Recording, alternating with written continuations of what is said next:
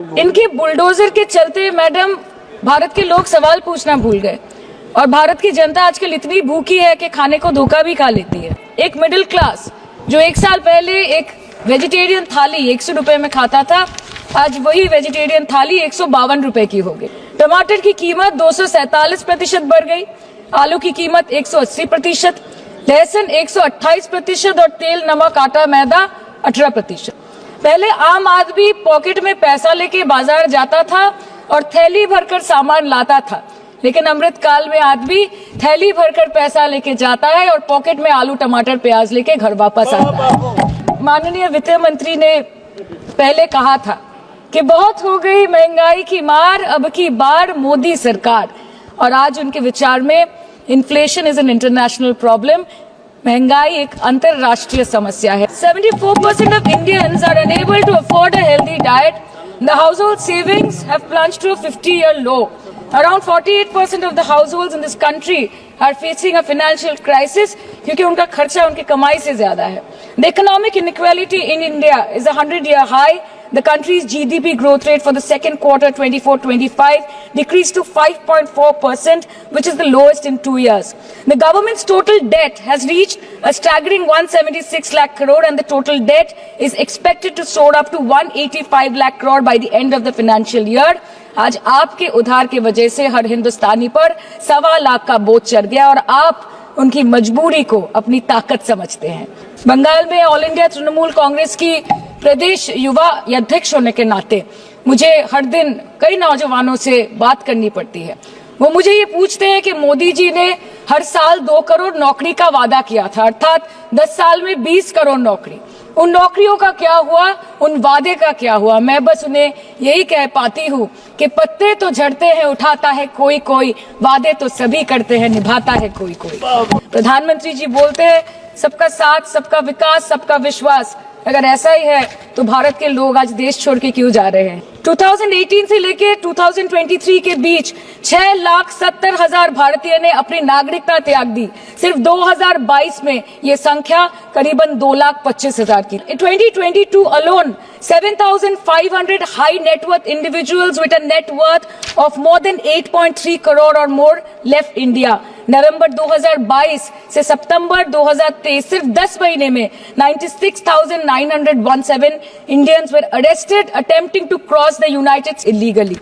मोदी जी कहते हैं कि वो सबके साथ है, मगर ये आंकड़े बोलते हैं जो सबका होता है वो किसी का नहीं होता। और बंगाल के साथ तो कुछ अलग ही रिश्ता है इनका।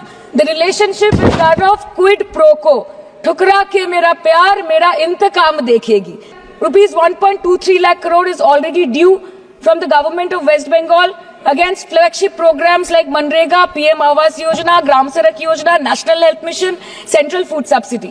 Further, 40,806 crore is projected dues against these schemes, bringing the total amount to a staggering 1.71 lakh crore. Madam, health care की स्कीम्स में सिर्फ फंड हमको दिया नहीं जाता क्योंकि कलर कोडिंग मैच नहीं करता है। सो आप सबका साथ, सबका विकास जो बोलते हैं, is it hinging on colour coding? आपको रंग पसंद नहीं तो आप बंगाल के लोगों को पैसा नहीं दोगे और फिर आप आके बोलते हो कि हम बंगाल में जीत क्यों नहीं पाते? Ma'am, this is the reason, this step motherly attitude, जिसके लिए बंगाल के लोग हर बार इनको बड़े बड़े रसगुल्ला खिलाकर वापस दिल्ली भेज देते हैं। The West Bengal government started transferring money to the bank accounts of 21 lakh people who worked for 100-day scheme without receiving any payments from the central government for Manrega. Even before Ayushman Bharat, in Bengal, Shastra Shati, a cashless scheme was launched, providing treatment cost up to 5 lakh for per person belonging to any strata of the society. आज कलकत्ता के किसी आलिशान private hospital में जहाँ पे एक अमीर आदमी की चिकित्सा होती है, वही बगल वाले बेड में एक गरीब मजदूर, एक गरीब किसान की भी ट्रीटमेंट होती है। यही है ममता बनर्जी का विकास। और आपके अमृतकाल में the cost of medical treatment has been doubled in the last 5 years.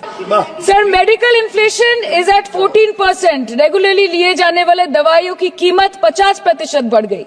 आप सिविल एविएशन के लिए ग्रांट्स मांग रहे हैं। एक डोमेस्टिक फ्लाइट, उसकी राउंड ट्रिप की टिकट 20 से 30 हजार में बिक रही है। आम आदमी आज हवाई चप्पल पहन के हवाई जहाज नहीं चल रहा, आम आदमी हवाई चप्पल बेच के हवाई जहाज चल रहा है। You are demanding funds for education, but conveniently ignoring the fact that 11 lakh children have dropped out of school according to your own data. In law and justice, you are not been able to provide legal aid to more than 1% of the eligible population. In public enterprises, 5.1 lakh public sector jobs have disappeared in the last 10 years. Railway में करीबन 2.5 lakh post बाकी हैं और उसमें से vacancy है in critical safety categories. नए भारत में आजकल ट्रेन पटरी के ऊपर कम और पटरी के बाहर ज्यादा चलती है.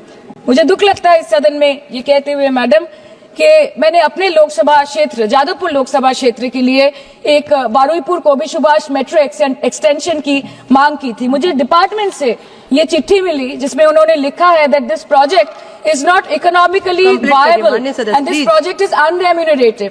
तो आपको अगर सब जगह से पैसा चाहिए तो मुझे ये बात समझ में नहीं आती कि लोग खुद के लिए आपको वोट देते हैं कि आपके फायदे के लिए वोट देते हैं. दिस वॉज द रीजन अपने प्रॉफिट के लिए आज इन्होंने सीनियर सिटीजन का कंसेशन भी बंद कर दिया और सीना ठोक के ये बोलते हैं कि 2022-23 अर्थ वर्ष में हमने 15 करोड़ वरिष्ठ नागरिक से 2242 करोड़ कमाए.